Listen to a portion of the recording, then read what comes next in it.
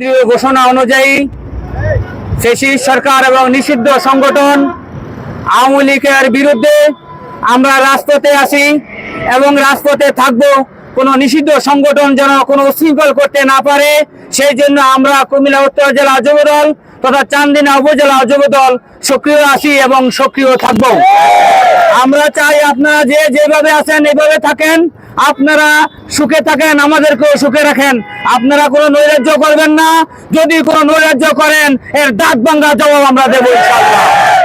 আমরা চাই সবাই শান্তিতে থাকুক। এই সরকার তারেক জিয়ার সরকার একটা শান্তিপ্রিয় সরকার। দেশ এখন শান্তিতে আছে, শান্তিতে রাখতে দিন। অশান্তির চিন্তা করলে আপনারা কিন্তু সুখে থাকতে পারবেন না।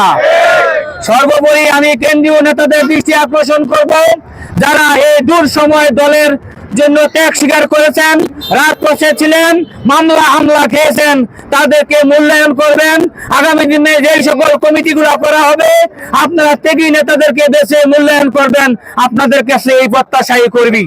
সর্বোপরি আমাদের চান্দিনা উপজেলা যুব দলের পক্ষ থেকে কেন্দ্রীয় নেতাদেরকে ধন্যবাদ জানিয়ে আজকের মতো আলোচনা শেষ করলাম। আসসালাম।